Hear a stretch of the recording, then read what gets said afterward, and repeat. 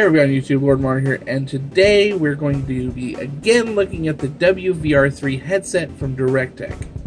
You could purchase this VR headset from Walmart.com for right around $50. Last time we did the unboxing. This time we're actually going to look at it more in depth. So let's get to it. Okay, so the very first thing you want to do, of course, before you install your drivers, is go ahead and hook up the VR headset to your computer via the HDMI port that's on your graphics card and the two USBs. Go ahead and hook those up to the USB ports if you have them available. If you don't, you're going to need an edited card.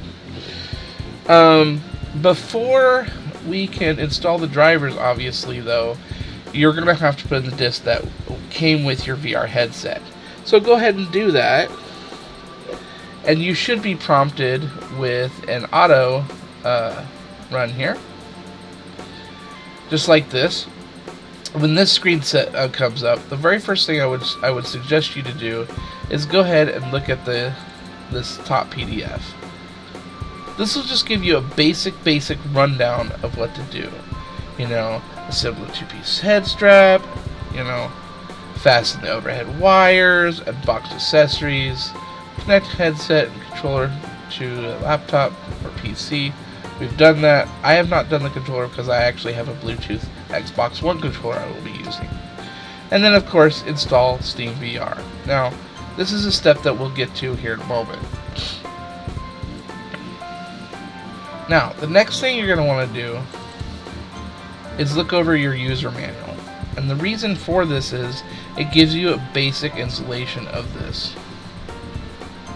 Now, there's some things. This one here, using a VR headset. You know, you're going to want to install SteamVR. So go ahead and open up Steam if you haven't already done that. Yeah, if you don't have Steam installed, you're going to have to install Steam. Once you've done that, you're going to have to install SteamVR. And you could do this very easily, actually. All you have to do is go to the store, type in SteamVR,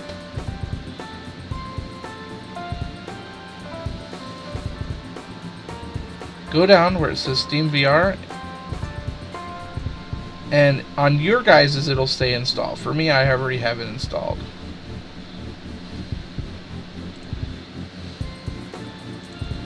Okay, and then again, like I said, it'll go through the whole process of installing everything for you, which is really nice. And then, of course, the most vital step is to go ahead and install the Holoview setup. And once you do this, you'll be greeted with this. Click install and of course, go through the prompts. Shouldn't be too many. It usually just installs all the necessary files you need, and then you'll have to restart your computer. So give it a moment here. And then like I said, you'll have to restart your computer. I'll be right back. Alright, once you get your computer restarted and you have SteamVR installed, the next thing you're going to want to do is go ahead and down here in the corner in your taskbar, in the icons here, you'll have a little icon that says Holoview Assistant. Right click and you'll see a few options here. First thing you want to do is Holoview Upgrade. And it'll check the internet to make sure that your Holoview software is up to date. And it says a new version is available. Click continue, and we're going to click update here.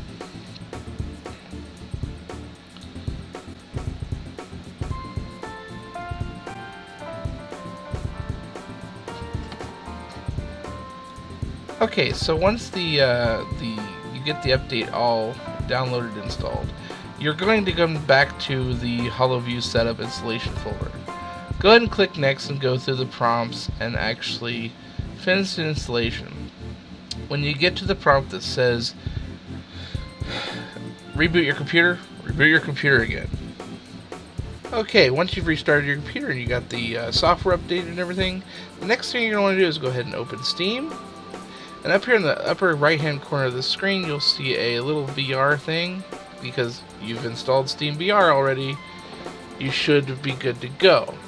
You can click the SteamVR icon and wait for it to come up here. So what you're going to do is you're going to click, what I like to do is click on this and click on the display VR view. That'll give you a VR view thing. Now you're noticing that it's lagging really bad on my computer, and the reason is, and it's because I'm using a GTX 760. It's not the recommended card for smooth playback. Games work good, but I'm going to tell you right now that this particular headset does not, or not this particular headset, this particular card does not work well in SteamVR Home itself. And I'll show you how to fix that in a little while. So, we need to set up this headset so it'll work properly in SteamVR. So, the first thing you're going to do is click this, the little button there, Room Setup. Now, this headset does not have head tracking. So what we have to do is we have to set it up like this. I do standing room. Click next. And you're going to point the headset into the center direction as it shows you there. Calibrate. Next. And then we're going to basically measure from the floor to your eye level with a tape measure. Now I'm roughly about 40 inches, I believe. So that's the number I'm going to put in. Now that's sitting down, obviously, I should say. Once you've done that, you should be able to work, as you can see. So if you have a Bluetooth controller like I do for Xbox One, or the controller it comes with, obviously, go ahead and turn that on now. And now we'll go ahead and get into the next part of it that I want to show you. Okay, once you've went ahead and done all the necessary steps to install your headset and all the drivers and things, you can actually play games. Now, you're seeing my environment, it's gray, right? It's not SteamVR Home, and there's a reason for that. So go ahead and hold down the select button on your Xbox controller, and we're going to hit the start button once. And what this will do is allow us to go through the menus down here at the bottom. And we're going to want to go to settings. And you see this setting right here where it says SteamVR Home Beta? We're going to want to deselect that. Because what that does is it will not allow SteamVR Home to run if you have a lower spec card. This actually works pretty well. And then go ahead and hit start again, and then go over to Steam, and then you can select from your library of games. I like to go over to VR, and then I can select all the games that I want to play. Now, funny enough, you're probably seeing a lot of games that require room scale or track controllers. And the reason for that is I actually use what's called the PS Move service. I actually use my Kinect as well, but we'll do another video on that some other time. But the PS Move service I will also be doing an upcoming video on as well. But you can literally play games with your controller. Now, the one I would suggest is Luckey's Tale on the Oculus Store. Now you're probably wondering, how the hell do you do the Oculus Store? Well, there's this program called Revive that you can install on your computer, and you'll be able to actually play Oculus titles within SteamVR.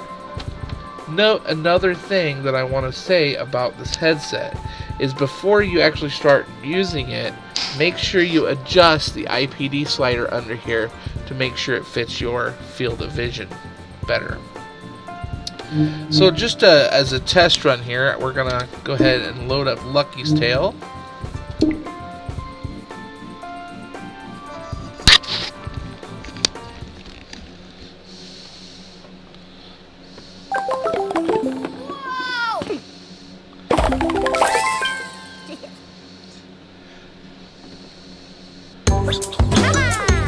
Now, as you can see, Luckey's Tale is actually playing pretty well.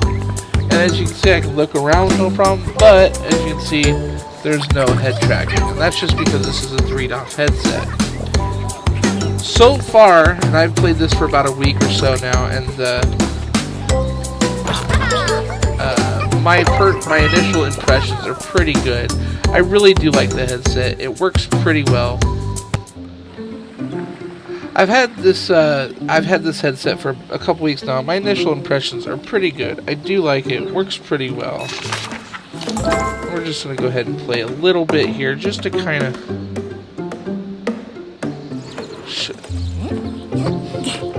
We're going to go ahead and play a little bit here just to kind of show off, you know, what I can do.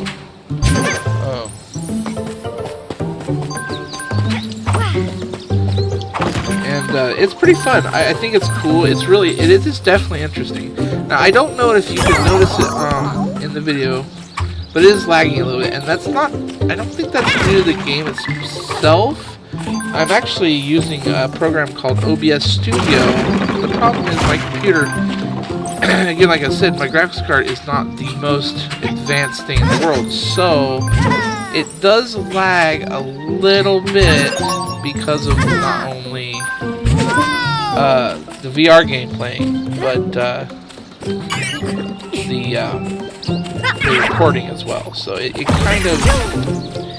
kind of a catch-22, but it does work pretty well. As you can see, it's a lot of fun, and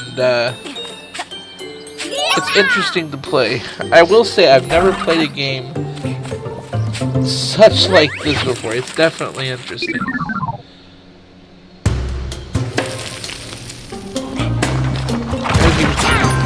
If it's in a smaller space, it does play better. And that's just because it doesn't have to render as much stuff. Whee!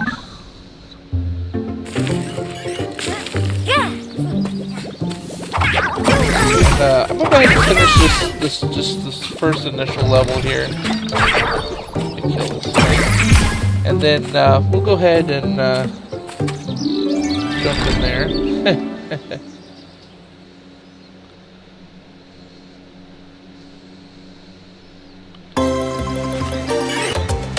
So that's Lucky's Tale kind of in a nutshell.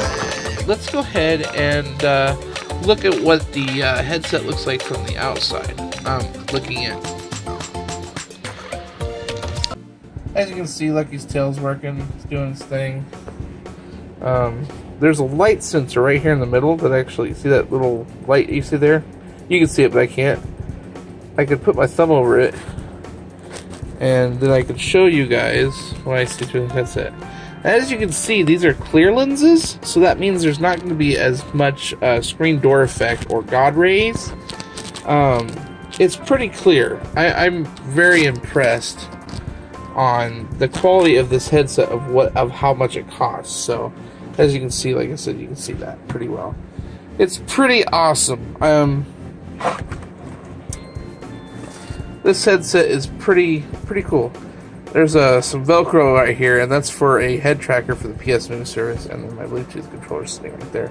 If you didn't know what this was, it's like, why is there glue there? But that's why. So that pretty much wraps up kind of looking at it more in depth. The thing is about this headset, it is only $50, so it's not on par. I mean, obviously with the Oculus Rift, HTC Vive, and all the new ones that are coming out. And of course the WMR headsets that are out. It's just not on par. But for what it costs, it's pretty damn good in my opinion. I mean, if you've never used VR and you just want something to play around with, especially with like space sims, like Elite Dangerous. There's a free racing sim called, I actually don't know what it's called, but there's a free racing sim and a free flight simulator on SteamVR. These I cannot run, unfortunately, because my computer just lags too much with them. It sucks, I know. I just can't afford anything better right now. Also, what else can you do with this headset? Quite a bit. Now, I'm going to say this about this particular headset. If you do the PS Move service with the head tracker, the controllers, the whole shebang, you get a pretty good experience. You could do just about everything else the big boy headsets can do with a little bit of work. So, some downsides: it is a 60 hertz headset rather than the 72 that's in the Oculus Quest that's coming out, the 90 that's obviously in the HTC Vive and the Oculus Rift, and I think the PSVR is also 90 or 80, something like that. So it's basically on par with the Oculus Rift DK2 headset as far as the screen's hertz are going. But I think it all depends on who you are. For me, I haven't really noticed any motion sickness except twice. There was one game, I can't remember what it was, but it made me sick. There was a ISS, International Space Station simulation where you go out and you do a spacewalk. That one made me completely sick, but apparently that one makes a lot of people sick. So it's not necessarily the headset's fault.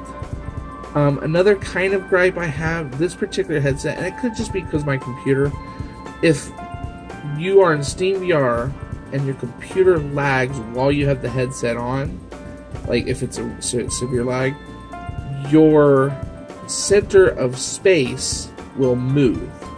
So if I'm like this, but I turn while it lags, the center of space will turn with the headset. Because I think what's happening is the computer is the computer's trying to calculate everything, and it can't do both at the same time, and it screws up.